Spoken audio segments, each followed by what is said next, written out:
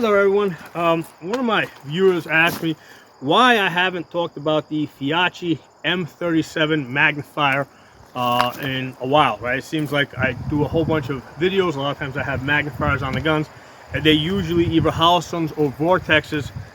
Over the winter I had done a bunch of videos on this where I was testing it, reviewing it, but he's noticed that this is not the magnifier that I use, right? I use one of the other ones.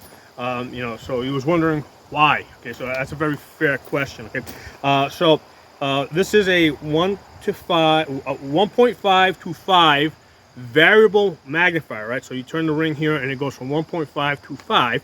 So you would think that that would be like an added bonus. But here's the thing: if you look over here, the optic that I'm using is a Holosun, and most of the time I am using Holosuns. Okay. The one that I had, or one of the ones I had tested this with over the winter, was a Feyachi, which was dot only, and basically there's, I like using either circle dots, or even more, I like using red dots or optics that have the ACSS reticle, okay, which has a built-in bullet drop compensator, right? So that really, especially with the when paired up with the magnifier, it's really useful for shooting at distance. So the point here is that most of the time I'm using these Holosuns, and the first issue you run into is a height issue. Okay, if you look over here, right, you will see that the height of the optic is a little bit higher than the height of the magnifier. Now, when I look through here, the way I see that is I see a little bit more scope shadow. Okay, so if I look through this one here, all right, so same thing over here. When I look through this one, there's no scope shadow. Because it's the magnifier and the optic are in perfect line. Okay, so that's a 3x. Even with the 6x, you go, this one here is a 6x. When I look through this Vortex, okay, so I see much less scope shadow. There's usually going to be a little bit more scope shadow with the 6x than the 3x, but not by much as I move my head back and forth. But definitely with this one over here, when I look through it, there's a very thick shadow around the edges. Okay, no matter where I put my head, if I flip this off to the side and I look through it, yeah, there's now much less scope shadow. There's still some scope shadow there, but the main issue here is these two are not matched up. So when I'm looking through here, I'm not actually, my eyeballs are not centered on the optic. Okay, so that creates a scope shadow. So it's still workable, but it's there, and it's a reason why I would prefer to use one of the others. Okay, now with the Holosun and the Vortex magnifiers, they have these spacers over here so that you can adjust the height. Okay, so that there's a piece in there that comes out. Let me get behind the camera, make sure it's in focus. Yeah, so you can see right there, there's a spacer in there that I've added to bring this up to height. Same thing here with the Holosun. Okay, if I open this up, there's a spacer in there to adjust the height. Okay, so with the Feyachi, what Feyachi does is they've got this locking mechanism here where you got to push down to basically it locks into position, so you can't just quickly flip it off. So because of this locking mechanism, they can't put a spacer here. They would have to incorporate it somehow into the base. So the height is not adjustable on the Feyachi. Okay. Now, one of the things to just be aware of is that even with the spacers, a lot of times when you're mixing and matching different companies, they can still be slightly off. Okay, it just so happens that, well, obviously the Holosun is going to match up perfectly with their optics, right? Because they designed it that way. But the Vortex 6X by coincidence also matches up pretty perfectly with the Holosun, okay? So again, it makes it a lot easier to work with. I see less scope shadow. So, you know, if I'm just going to be doing some shooting, that's where basically I just need a magnifier. I'm not looking to test it. I just want what's going to be the easiest to work with, the most comfortable to work with. I'm going to grab one that's going to give me the least amount of scope shadow, okay? Now, I did mention this locking mechanism here, okay? So you would think that that's a plus, but it's actually a pain in the ass for me, okay? Because every time I want to, you know, I got to press this button. Now you might say, what's the big deal? Why can't I just press the button? Well, if you think about it, a lot of times when I'm getting into position, right? So I'm in the sling. Because a lot of times I got to travel to my position. Okay, so I'm in the sling over here. So I get into position. I got to let this out, swing my arm out, deploy the legs. Okay. Okay. Flip off the magnifier, right? Because I want to get on my target. You know, basically I get on target without the magnifier. Once I get into target, I'm looking at it and I just basically push up to get that magnification. So with all this other work I got to do, and also trying to stay on target, reaching in here to push that button, it's you know what, it's a pain. It's, you know, it's an extra step I really don't need. It's a lot easier for me to get on target and then flip this up, take my shots, you know, flip this off, you know, and then if I, you know, move to my next position. Okay, so that pressing in to unlock it makes a big deal, right? It's because again, a lot of times I'm doing these drills when I'm going from position to position. This whole deal here, where are you? This deal of pushing this to unlock it, it's just an annoying little thing, and especially if you're shooting prone, right? If you know, because now prone you can be on uneven ground. So now you're reaching up, you got to press this. A lot of times there's a conflict between the optic and the you know, and this button over here, especially if I'm using a larger optic like this. All right, let's put this on here for a second. Now, here's the other thing that annoys me, okay? With these optics, if I want to take this off, this has a quick detach. Push the button, take this off, move it to a different gun. Really easy, okay? So, the thing that's annoying here now is they don't have a quick detach, right? So they gotta, basically I gotta get an Allen key or something, because I use an Allen key to torque this, and I gotta go find something to untorque it with, so I can move it to the other gun. Hold on for a second, I'm gonna go get a tool, right? So now I need a tool. All right, so I did not plan this for some kind of effect. It's just I forgot to bring the tool out, right? So now I gotta use a tool. I gotta put this in here, untorque this a little bit.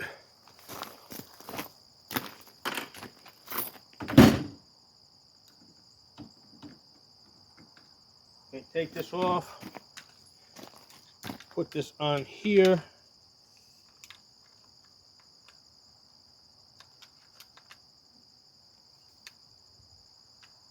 Yeah, so I'm having an issue with this button hitting the back of this.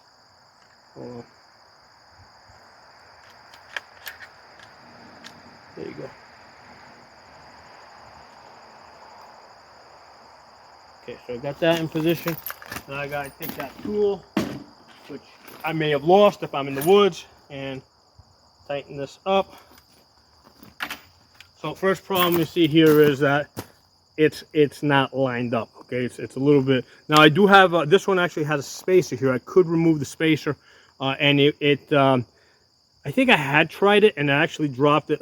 It wasn't centered either. I think it might have been too low when I took out this spacer, right? So that's one of the issues that you run into when you're mixing and matching magnifiers and optics from different companies. They all have a different idea of what absolute co-witness is and what you know, lower 1/3 co-witness is. You know, I mean, yeah, usually absolute co-witness is 2.5 inches, height over bore. Lower 1/3 is 2 3/4 inches, but they might be off like a tiny little fraction or whatever. But anyway, if I'm looking here through this, so now because of the reflex, I do not see scope shadow. Okay, so it does work up. I do see a little bit of the line over here. So I do see a flat bottom, right? So there's no scope shadow, but I do see the flat bottom. Okay, and I think that, you know, one of the things I've noticed is with the Feyachi, when I'm looking at distance, it does seem to be a little bit, just a tiny little bit less clear. Not a whole lot, just a tiny little bit. And that might just be because it's always off center. But anyway, now, as far as flipping this on and off, you can see how that button and this magnifier, I mean, it's kind of really tight in there, right? I gotta kind of get my finger in there. And that's going to be even harder if you're in a prone position to try to get to that. So that's just extra work I do not need, okay? I do not need that extra work. And a lot of times, here, let's close this up.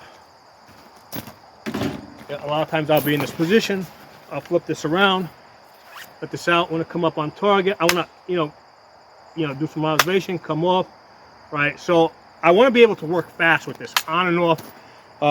Because usually I want it like this, but a lot of times if I'm flipping it over my back, because I don't want this hitting stuff, I'll close it, throw this over my back, tighten it up, okay?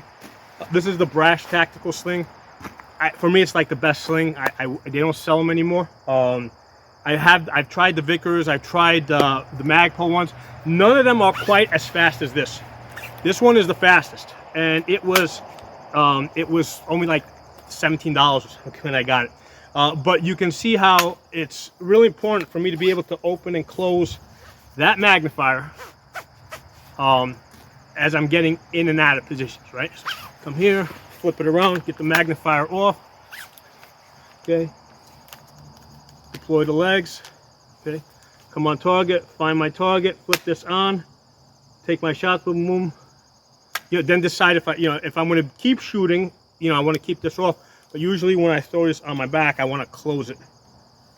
So I'm doing a lot of opening and closing, So that locking mechanism is a pain in the ass, okay? So that's, you know, that's just a practicality, right?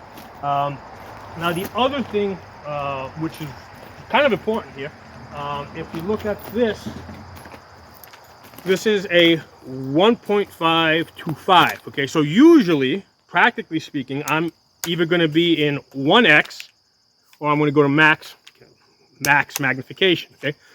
So I'm really not messing around with the variable on a magnifier.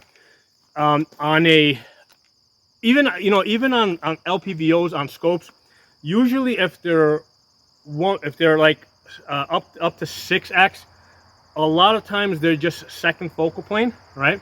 Because again, most of the time you're either in 1 or you're zooming all the way up to 6. So for like a 1 to 6, it's like there's no point in spending extra money in the first focal plane. But if you've got a scope that goes up to 10, to 8 or to 10, a lot of times you might actually want to be working in 6 or 8, okay?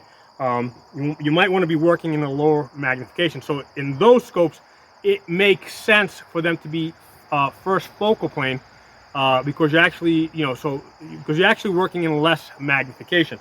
So with this being a 1.5 to 5, I have not, other than to just test it, like to compare this 3x to this 3x, I have never wanted to use less than the max magnification. If I want a wider field of view for observation, you just flip the damn thing off, right? Now I got that wide field of view, right? And then close this, so I go straight to max magnification. So that's the practicality of how I use it. So this being a variable 1.5 to 5, you know what? It's extra weight for no reason, right? Because this, in order to make this a variable, right? If you compare it, get this gun off.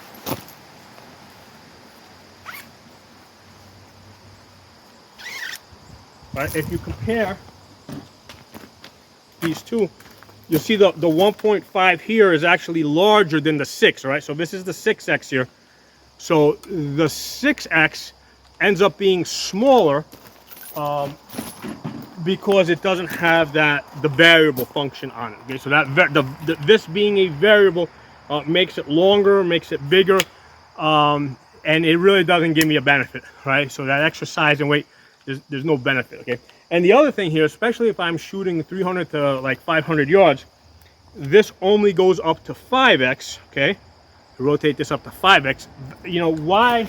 If I know I'm going to be shooting like 500-600 yards, I'm taking the 6X. Okay, first of all, it's smaller than that 5X, and it gives me an extra magnification. Okay, so there's no reason why I would want to use this 5X when I got a perfectly good smaller 6X here, right? It has that extra magnification, lines up perfectly with the optic, right? And this one here is the ACSS, or has a built-in bullet drop compensator.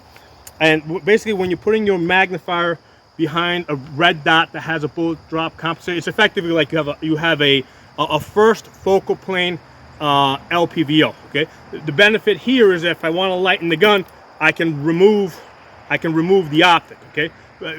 As you know, rather I can remove the magnifier versus, let's say, an LPVO. You know, you're stuck with the entire scope. You can't like remove half of an LPVO. You know, here if I need to lighten this up, okay, I now have a lighter gun, right? Take off the bipod, I got an even lighter gun. Okay, so that's one of the benefits of the magnifier versus an LPVO. I can quickly lighten up the gun. I can pass this to somebody else, or I can actually just use it by itself, right? If I don't want to point the gun at somebody, but if I want to be able to look at distance, I can remove this, observe at distance without pointing the gun in an unsafe direction, right? If we're not in a combat situation. So again, these are all benefits of the magnifier versus an LPVO. Okay, and put this down. I think I covered everything. So those are all the reasons why I generally prefer to use one of those, either the Holosun or the Vortex, you know, versus this this variable 1.5 to 5. What do you call this? Feyachi M37. Now I'll go a step beyond that, and I'll say I already did a video on this. Don't get a 3X at this point. Go straight to 6X. I have here the Vortex. I want to get the Holosun 6X. I don't have it. It's actually in my shopping cart, right, at Optics Planet. And I'm actually like considering, like, I'm trying to think, like, okay, like when do I want to pay for this? You know, do I want to pay for it now? When do I need it? When am I going to be using it? So the Holosun 6X is actually sitting in my shopping cart at Optics Planet. Okay. Now, one of the things I like about Holosun over the 6X is the quick detach here. That kind of stuff. You see how close it is to the charging handle? Actually, I put it in the wrong position. I should have put it a little bit further up. Hold on, let's fix this. But right there, it's impossible to work the charging handle. There we go. So the way this is set up, you see how that's really close to the charging handle? Okay, so that's, you know, and I have to move this a little bit up to be able to get my hand in there. With the Holosun, that's not an issue. Right, with the Holosun,